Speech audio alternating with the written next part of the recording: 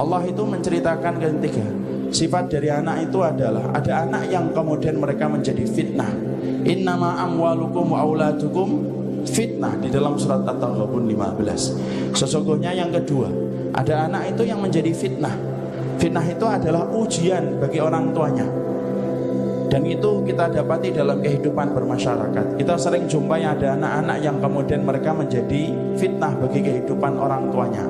Ada anak yang lahir kemudian jantungnya bocor, itu disebut dengan fitnah. Ada anak yang dilahirkan menjadi autis. Ada anak yang kemudian dilahirkan memiliki cacat mental, cerebral palsy ataupun Down syndrome. Dan itu menjadi fitnah. Dan kita harus paham, ikhwan, sesungguhnya kalau kita mendapati kejadian-kejadian yang semacam itu, ada teman kita, ada sahabat kita sampai kemudian memiliki anak cerebral palsy Down syndrome, jangan mengkait-kaitkan itu dengan sesuatu dalam hidupnya. Seperti mengatakan, dulu sih istri kamu nabrak kucing makanya anakmu kayak gini.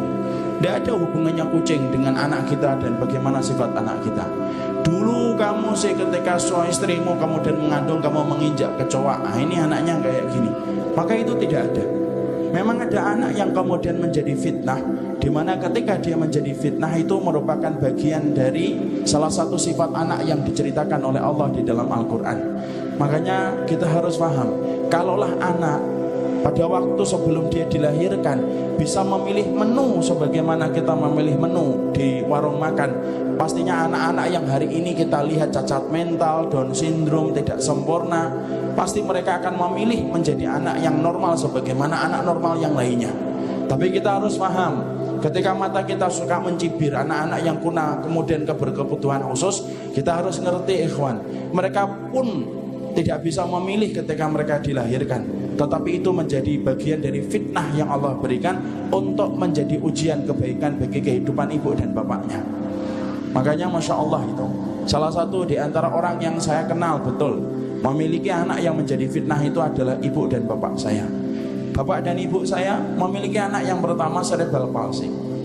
Cerebral palsy itu kayak kemudian Down syndrome. Jadi mereka itu memiliki tubuh fisik orang dewasa, tetapi jiwa mereka itu kayak anak kecil di bawah 3 tahun atau di bawah 4 tahun. Makan harus disiapkan. Bahkan sampai umurnya kakak saya yang pertama 53 tahun, anak saya kemudian kakak saya perempuan itu umurnya 43 tahun, tetapi Masya Allah sampai segitu umurnya, sampai mengancingkan baju pun kemudian beliau itu belum bisa berdua itu. Mandi harus dimandikan, istinja harus dibantu seumur hidupnya. Dan itu merupakan bagian dari fitnah yang Allah berikan ketika menjadi ujian bagi ibu dan bapak saya. Makanya Masya Allah, kalau ada anak-anak yang dilahirkan dalam kondisi yang semacam itu, fahami, itu adalah titipan produk surga yang Allah berikan dalam kehidupan kita. Tidak usah menyalahkan takdir, karena menyalahkan takdir itu akan menyempitkan dada kita. Tetapi yang kita lakukan adalah mencoba bersyukur atas segala ketetapan takdir yang Allah berikan kepada kita, karena Allah itu tidak pernah mendolimi kehidupan hambanya.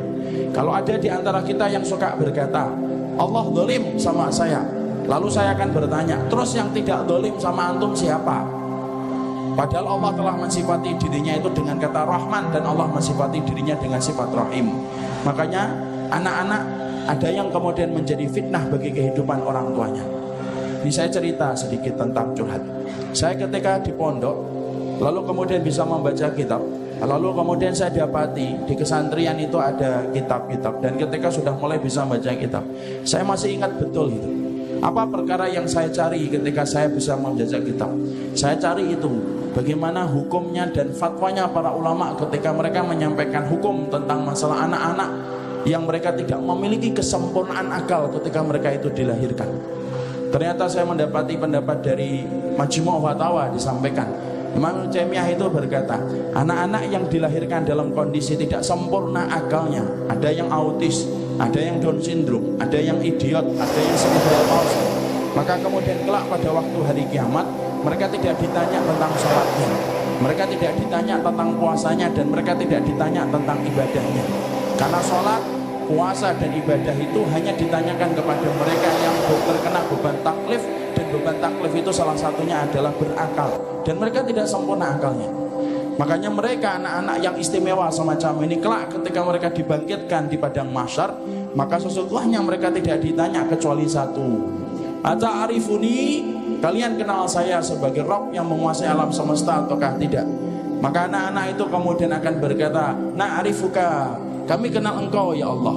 Maka kemudian Allah langsung masukkan mereka ke surga tanpa hisab, untuk menggantikan semua kesulitan yang mereka rasakan ketika hidup di dunia. Tidak bisa normal, layaknya kita normal ketika menjalani kehidupan. Mereka tidak bisa nikah, mereka tidak bisa punya keturunan, tetapi insya Allah mereka hanya tinggal sebentar. Ini ruang tunggu mereka sebelum mereka nanti menuju kepada surganya. Makanya kalau kita mendapati ada anak bocor jantungnya dan lain sebagainya, itu yang ketiga, dia menjadi fitnah bagi kehidupan orang tua, dan fitnah itu artinya adalah ujian. Makanya tetap tersenyum bagi setiap orang tua. Saya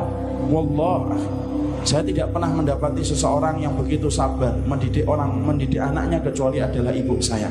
Sering sekali ibu saya itu kadang-kadang nyisirin kakak saya, sembari kemudian dia berkata, nak, nanti kalau kamu sudah di akhirat dan dimasukkan oleh Allah ke surga, ingat ibumu, ingat bapakmu, ingat saudaramu, karena sesungguhnya tidak ada balasan bagimu kecuali adalah surga. Maka tersenyum. Siapapun hari ini di antara bapak dan ibu yang mendapatkan anak yang menjadi fitnah, pastikan itu berarti penduduk surga yang dititipkan sebentar kepada kita.